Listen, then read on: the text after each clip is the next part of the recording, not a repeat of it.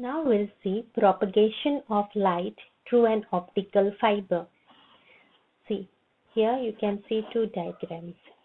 The light propagates as an electromagnetic wave through an optical fiber. According to the ray model, see this is the ray model. The light rays entering the fiber strike the core and the cladding interface. See in the diagram, core and the cladding interface at different angles. So you can see here, this angle is different from this angle is different and this angle is different. However, the refractive index of the cladding is less than the refractive index of core, and that's why majority of the rays undergo total internal reflection at the interface. Okay, here one interface, then when it strikes here, this is another interface. So at both the places it will undergo total internal reflection.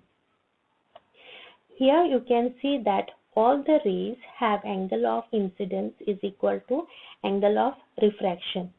The ray which is passing along the axis is of zero order, then first order, second order, like this higher order. Now due to the cylindrical, see here, you can see here, due to the cylindrical symmetry, the fiber structure, the rays are reflected here at the core cladding interface. The rays are reflected from the interface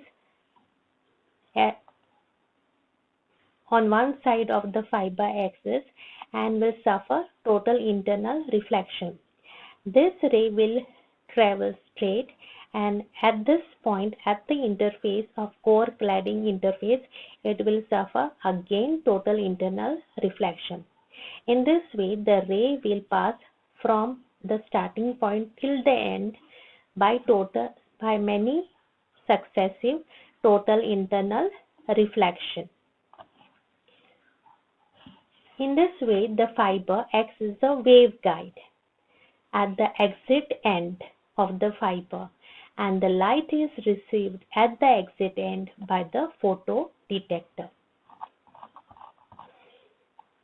Next we'll see the propagation of light to a cladded fiber. The main function of the optical fiber is to accept and transmit as much light from the source as possible. Light gathering ability of a fiber depends on two factors. One is the core size and the second is the numerical aperture. Again, the numerical aperture depends on two factors: acceptance angle theta and fractional refractive index change delta. Let us see now the acceptance angle and the acceptance cone. Let us consider an optical fiber into which the light is to be launched. See, you can see here optical fiber, this is core and this is cladding. Okay, this is the incident ray.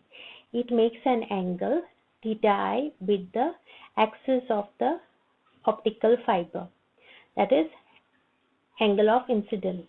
Here there will be a normal here, and this is the refracted ray which moves away from the normal. Now theta r is angle of refraction. Again this ray will travel, and at the interface of core and cladding it will suffer total internal reflection. So if phi here, if phi is greater than phi c, then it will undergo total internal reflection.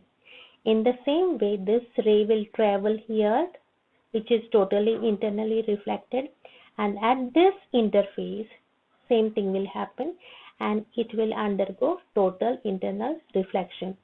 In this way, the ray is traveled from one point to the another by total internal reflection. Now let us consider N1, N1 be the refractive index of the core. N2 is the refractive index of cladding. N0 is the refractive index of the medium from which light is launched into the fiber.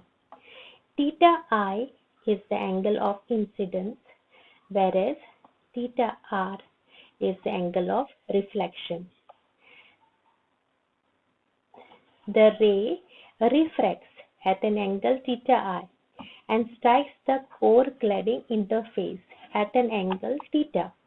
So if theta is greater than theta C, okay, then the ray undergoes total internal reflection at the interface. So we have here by Snell's law sine of angle of incidence, that is theta I, upon sine of angle of reflection theta R is equal to N1 upon N0, that is Ni refractive index of core, and N0 is the refractive index of the medium from where the light is launched into the optical fiber. Now, when theta is equal to theta C, we know that when theta is equal to theta C in the triangle here, see here, A, B and C in this triangle. When theta is equal to theta C, we have here sine of theta R.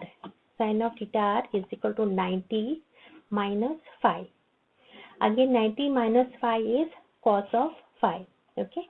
So we can write here this equation as sine of theta I upon cos of phi. Okay, it's equal to N1 upon N0. Again, as theta is equal to theta C, sine of theta I is equal to theta I maximum. So substitute it there. So we have N1 upon N0 cos of theta phi C other side. Okay. Now we know that sine of phi C upon sine of 90. So sine of 90 is 1. So is equal to N2 upon N1. Okay. We know this. So by using the equation, sine of A is equal to square root of 1 minus cos square A. By using this equation, okay, and substituting this N2 upon N1, we get cos of theta C is equal to square root of N1 square minus N2 square upon N1. So after substituting here in this equation, so from here we have here like this, sine of I maxima is equal to square root of N1 square minus N2 square upon N0. Okay. So N1 will get cancelled. Okay. Sorry, this is cos of phi C, not theta C. Okay, please students, just make this change. This is cos of phi C, not theta C. So after substituting, you get here sine of I maximum is equal to square root of N1 square minus N2 square upon N0. Now, quite often the incident ray is launched from air medium. So N0 is equal to 1 because the refractive index of air is 1. So M0 will be equal to 1. So we have here sine of theta 0 is equal to square root of N1 square minus N2 square. So theta 0 is equal to sine inverse of N1 square minus N2 square. This angle theta 0 is called the acceptance angle of the fiber. So what is acceptance angle? Acceptance angle is acceptance angle is the maximum angle that a light ray can have relative to the axis. So light ray, this is the light ray, this one is the light ray. So light ray can have maximum angle the light ray can have relative to the axis of the fiber and propagate down the fiber. So this angle, okay, I maximum is called acceptance angle. Now cone. So this cone, you can see here, this cone is called acceptance cone. So what is acceptance cone? the light rays contained within the cone having full angle 2 theta. So theta plus theta is 2 theta is accepted and transmitted along the fiber.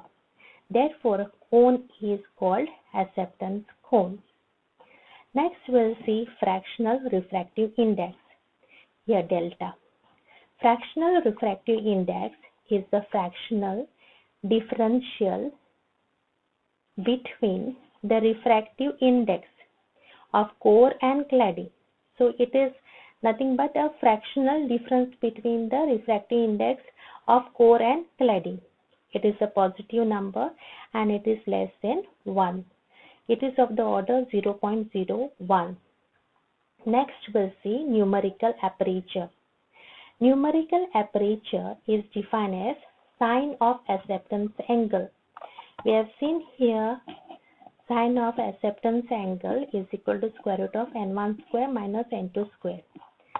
So here numerical aperture is sine of acceptance angle, which is equal to square root of n1 square minus n2 square. So numerical aperture is given by n1 square minus n2 square. Here we use the formula n1 square minus n2 square is n1 minus n2 into n1 plus n2. And after substituting the value of delta, that is delta is equal to n1 minus n2 upon n1, we arrive to this equation, that is n is equal to square root of 2 delta n1 square. So we take n1 outside.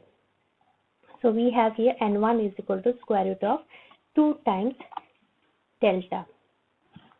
So numerical aperture determines the light gathering ability of the fiber. It is a measure of the amount of light that can be accepted by the fiber. It depends only on the refractive index of core and cladding. The value is between 0.13 to 0.50. Large numerical aperture implies that fiber will accept large amount of light from the source.